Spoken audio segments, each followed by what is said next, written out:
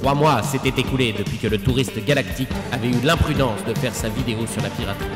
S'étant clairement affiché comme un corsaire de l'espace, il était passé de touriste à renégat, traqué aux 4 coins de la galaxie Twitch.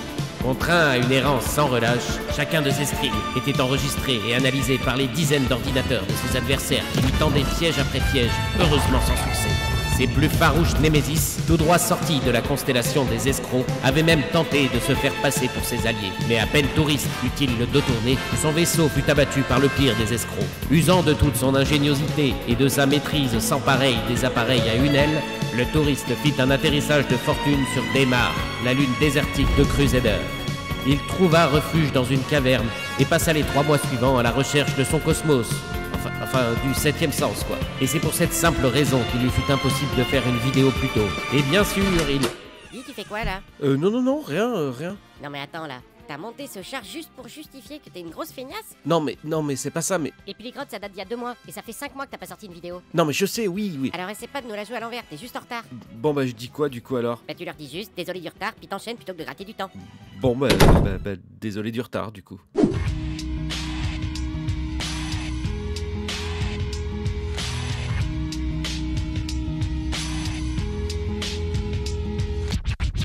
Vous savez, il y a un truc universel là qui a toujours poussé l'homme. Tu sais cette petite voix qui te dit « Mais non, t'as pas besoin de tuto pour démarrer ton Mustang, les tutos de toute façon c'est pour les faibles ». Tu sais, c'est encore cette petite voix là qui t'a poussé à commencer un Lego ou un meuble Ikea sans avoir lu la notice. C'est à cause d'elle là qu'il te reste toujours une pièce dans la main à la fin du montage. Ou alors que tu passes 3 plombes à essayer de faire démarrer les moteurs pour te tirer de Port-Olissard. Alors cette petite voix, on va se le dire une bonne fois pour toutes. Elle me fait chier. Et oui, comme tout le monde, y compris moi, vous avez voulu démarrer Star Citizen sans avoir eu un petit explicatif de comment ça marche. Et vous vous êtes craché 2 ou 3 fois dans Port-Olissard.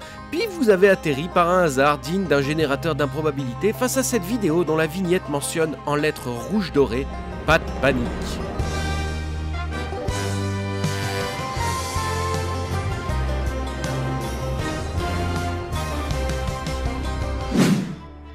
Que l'on soit un joueur chevronné ou un touriste galactique, il faut reconnaître que notre arrivée dans Star Citizen a été la même pour tous. Vous vous réveillez dans votre lit comme un lendemain de cuite sans savoir quoi faire, on vous dit vaguement qu'il faut appuyer sur Y pour vous lever, et vous voilà livré à vous-même. Une chambre avec un minimum syndical, une porte qui mène à un couloir puis un escalier, une grande salle plein d'écrans et enfin ça. Une vision qui vous fait découvrir que vous n'êtes pas sur une planète mais bel et bien dans l'espace. Sur Port-Olissard, une station en orbite autour de la géante gazeuse Crusader. Eh, c'est toi ça non, la géante gazeuse? Mais tu vas la fermer, oui?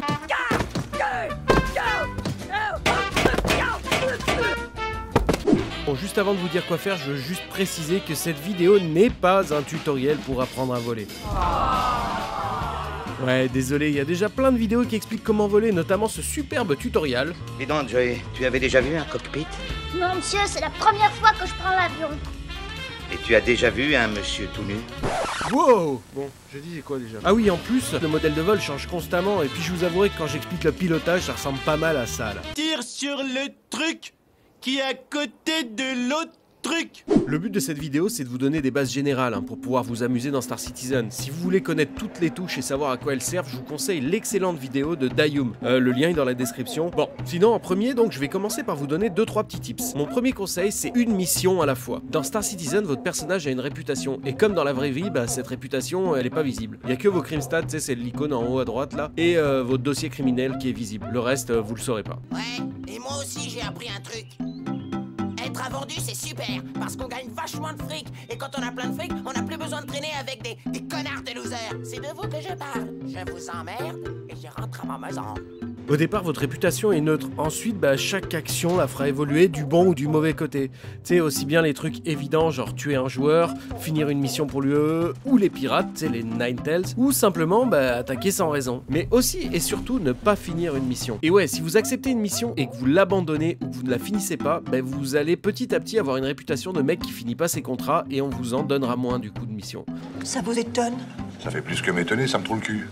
D'où le prenez une mission à la fois, terminez-la, puis prenez-en une autre, tout du moins au début de votre aventure. Mon deuxième conseil, c'est amusez-vous. Ça paraît con et évident, mais c'est quand même mon deuxième conseil. Au départ, vous allez démarrer avec peu de crédit, pour la plupart d'entre vous en tout cas, et vous serez tenté d'aller farmer pour vous faire vite du fric. Et c'est vrai que dans Star Citizen, vous allez devoir payer pour réparer votre vaisseau, pour remettre du carburant, pour racheter des munitions, pour racheter de l'équipement, pour reclaim votre vaisseau car il sera craché, pour reclaim votre vaisseau parce qu'il aura été descendu, pour reclaim votre vaisseau parce qu'il aura été volé. Maman chérie, les mains en l'air, pauvre tâche. S'il te plaît, envoie-moi de l'argent. Bref, tout ça demande pas mal de fric, mais c'est pas non plus le but du jeu. Vous pouvez très bien passer des heures sans avoir à dépenser un seul crédit et sans avoir besoin de farmer. Alors prenez votre vaisseau et partez vous balader. En route. Partez découvrir les ruines du Javelin de Daymar, les forêts et les îles d'Hearthstone, le Stonehenge de Big Benny's ou encore les casses de vaisseaux. Ça devrait vous occuper un moment là. Enfin, mon troisième conseil, c'est éviter les crimstats. Bon, c'est moins un conseil qu'une évidence, mais évitez les crimstats au début parce que, tout simplement, être un méchant, ça coûte fucking cher, quoi. Outre le fait que vous allez être poursuivi par les advocacies, tu sais, la police du jeu, là, et que vous allez avoir un contrat de chasse à la prime sur votre tête, avoir du crimstat, ça vient avec son lot d'emmerde, hein. Déjà, vous aurez plus accès à la plupart des missions. Ensuite, pour une barre de crimstat, vous allez plus pouvoir atterrir à Lorville et à Réa 18, et pour 3 barres de crimstat, on vous interdira l'accès à Levski et à Port-Olissard. Bon, du coup, si vous voulez atterrir, vous aurez toujours la solution de vous poser en fraude.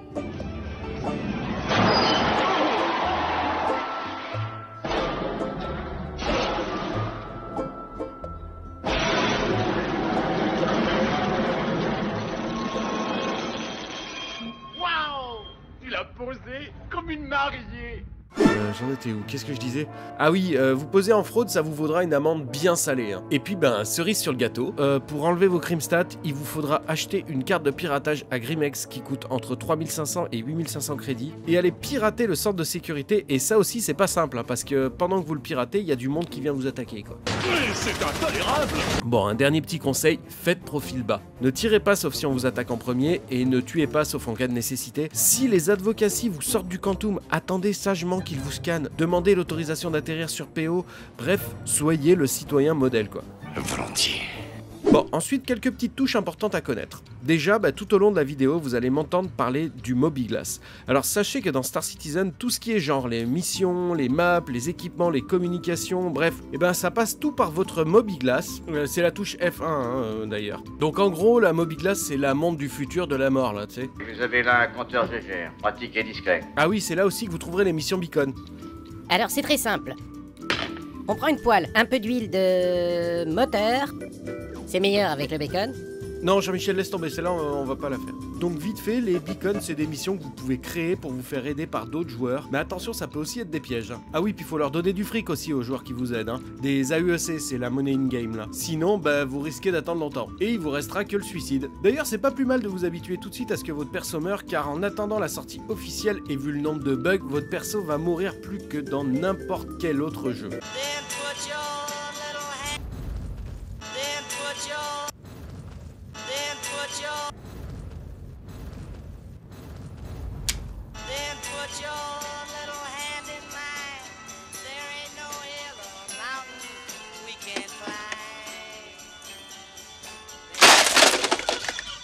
Donc une fois debout, vous aurez plus qu'à vous rendre jusqu'au panneau de service d'opération spatiale. Le truc là, tu sais, l'écran jaune, en vrai ça s'appelle comme ça, quoi. Et ça sert à vous faire accéder à votre flotte pour la faire arriver sur le pad. Ah, je vous avais dit qu'on allait apprendre des trucs, hein. Excellent.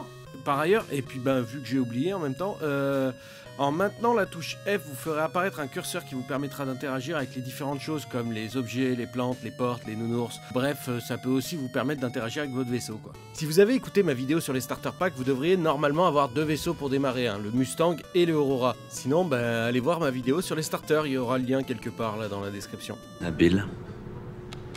Bon, pour finir, il me reste à vous expliquer comment faire du fric rapidement. Et surtout, comment y arriver en Mustang ou en Aurora. Non, parce que celui qui dit qu'il fait 100K en 1 heure, là, il est bien gentil, hein. Mais il a sûrement un Caterpillar ou un chasseur survitaminé, tu sais, avec tout l'armement modifié qui dégomme tout en 2 secondes, là. Alors déjà, sachez que les premiers 100 000, c'est vraiment les plus chiants à faire. Bon, c'est sûr, le plus safe, c'est de faire des deliveries. Mais en même temps, ça va vous faire passer beaucoup trop de temps en Quantum. Et du coup, le rapport temps-heure, c'est pas très rentable, quoi. Ce que je vous conseille, c'est de faire des missions d'investigation, notamment celle de Kovalex, parce qu'une fois qu'elle est faite, vous aurez débloqué plein d'autres missions d'investigation qui rapportent beaucoup plus. Après, vous pourrez tenter des bounties. Un vrai goût de paradis. C'est des missions de chasse à la prime, hein, mais commencez bien par les moins rentables, hein, sinon vous risquez de tomber sur un joueur qui va... comment je pourrais dire ça poliment? Déchirer ta belle gueule.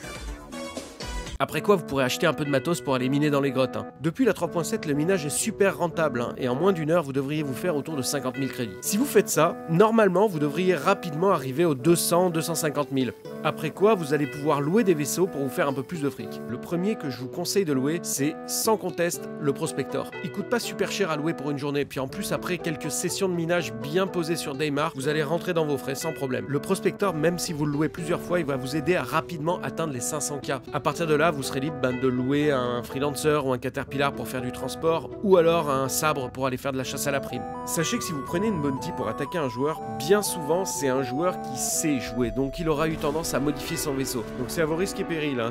On est tes amis. Nous on est des mecs sympas. Vraiment. Un mot de plus et je te coupe de sangsues, t'as pigé? Heureusement, vous pouvez jouer avec vos potes. Bon, pour ça, faut entrer le handle de votre ami dans votre liste de contacts, puis il faut que lui aussi vous ajoute, hein, sinon ça marche pas quoi. Si vous êtes déjà en jeu, vous pouvez taper dans le chat / add contact et le handle de votre pote, ou s'il est en face de vous, vous pouvez juste cliquer dessus et faire add contact. Bref, une fois que c'est fait, il vous reste plus qu'à faire une invite to party pour créer un groupe et le tour est joué. Ce qui est cool depuis la 3.7, c'est que vous pouvez partager vos missions avec votre groupe, et puis du coup partager les gains aussi. Bon, c'est sûr, ça prend un ami. Hé, c'est encore toi? Je t'ai déjà dit de me foutre la paix, espèce de petit con. Mais pas forcément. Il existe plein d'orgas, de corpos, de groupes Facebook ou de streamers avec qui vous pouvez jouer. Alors, ne restez pas tout seul. Star Citizen est un jeu immense avec des possibilités infinies qu'il faut découvrir pas à pas. Certes, vous vous sentirez perdu au départ, mais sachez que vous n'êtes pas seul et qu'il y a toute une communauté prête à vous prêter main forte. Que vous soyez pilote, aventurier, transporteur, mécanicien, affairiste ou vagabond. Sachez que le touriste galactique sera là pour vous aider. Alors, levez les yeux au ciel, par-delà l'espace et le temps, et vous aurez peut-être la chance d'apercevoir... T'en fais pas un peu trop là? Non mais sans déconner, depuis l'autre vidéo, j'arrête pas de me faire démonter. Je peux plus faire un pas dans Stanton sans avoir une armada aux fesses. Je me fais descendre à chaque sortie de Quantum, j'ai jamais un seul crédit. Alors oui, c'est mon dernier espoir. Non, il y en a un autre.